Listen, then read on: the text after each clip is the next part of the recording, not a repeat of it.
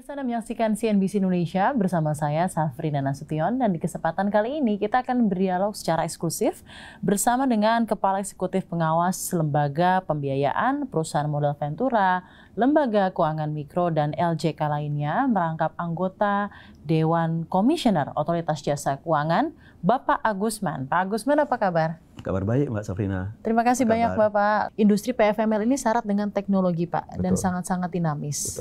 Dengan sesuai dengan perkembangan zaman, kebutuhan dari consumer, channel-channel pendanaan, dan lain-lain. Bagaimana langkah-langkah yang dipersiapkan OJK untuk meningkatkan inovasi dan juga kompetisi agar terus bisa unggul industri ini dibandingkan industri pendanaan lainnya, dan juga yang terpenting bagaimana meningkatkan kualitas layanan dari SDM yang ada di industri ini untuk semakin bisa menjangkau mereka agar bisa mendapat pendanaan yang baik dengan kualitas yang baik, dengan sistem yang ramah dan lain-lain. Seperti apa?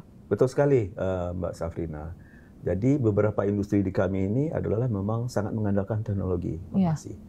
Bisa dibilang seperti misalnya pinjaman daring atau layanan pendanaan bersama teknologi informasi. Ini kan mengandalkan teknologi informasi, dan memang targetnya adalah untuk mendorong akses keuangan bagi yang tadi yang belum diakses oleh keuangan formal. Kemudian beberapa yang lain juga mengikuti, seperti misalnya di perusahaan multi finance, perusahaan pembiayaan, ada namanya BNO Pay Later. BNO Pay Later ini kan semacam kartu kredit zaman dulu ya, tapi sekarang kan pembiayaan Pay Later bisa diakses kapan aja lagi, HP, Pak. Seperti itu. Ini kan sangat ramah. Jadi kami di sini di PFML sangat mendorong industri untuk inovasi. Karena inovasi, terutama yang berbasis teknologi informasi, adalah masa depan kita semua. Dan anak-anak muda tentu saja, dan kita semua sekarang ini kan sangat gemar dan sangat senang menggunakan akses informasi daripada prosedur yang berbelit-belit, kemudian proses yang terlalu lama. Dan ini pelayanan yang kita berikan tentu saja memudahkan mereka. Ini kita dorong. Jadi kalau ada inovasi, ada produk baru, jasa keuangan baru yang ingin didorong oleh industri, kita bersama-sama di situ. Itu antara lain kita juga ada di roadmap-nya itu. Dan mengenai ini, Pak, SDM yang ada di industri tersebut. Karena satu sisi teknologi itu berkembang sangat cepat, tapi bagaimana SDM-nya juga mumpuni, Pak, untuk memiliki capability yang bisa catch up dengan teknologi, tapi juga tetap humanis. Karena yang harus di-serve utamanya adalah mereka yang underbanked, underserved, dan mungkin tidak begitu literate secara digitalisasi keuangan. Betul. Jadi SDM ini kami juga seperti di Undang-Undang P2SK disebutkan harus mendorong kapasitas dan kapabilitas mereka yang lebih baik. Sehingga kita dorong ada sertifikasi. Sertifikasi adalah kuncinya. Kemudian pendidikan yang berkelanjutan. Termasuk juga penguatan tata kelola. Karena apa? SDM ini kan juga harus dibimbing oleh sistem dan prosedur yang juga baik ya. Karena kalau tata kelola yang tidak baik, tentu saja nanti ujung-ujungnya tidak bisa dipertanggungjawabkan kepada publik uang masyarakat ini. Ini yang kita dorong supaya semuanya accountable, semuanya rapi, dan manajemen risiko juga dijaga dengan sempurna. Baik.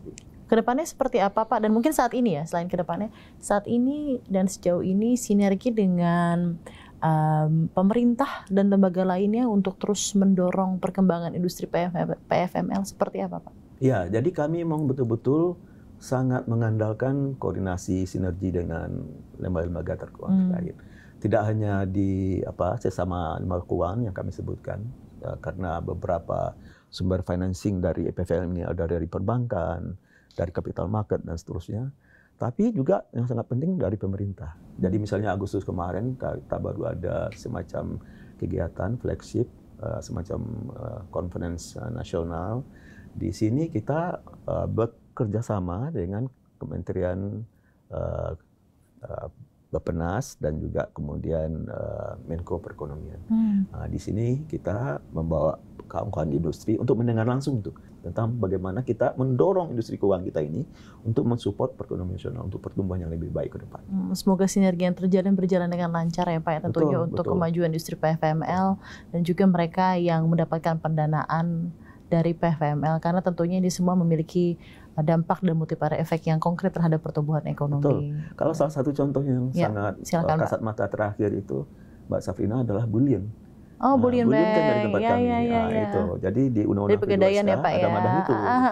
Dari Pegadaian, kemudian sekarang sudah ada di BSI juga, dan peraturannya oh dari iya kami, benar, baik. antara lain.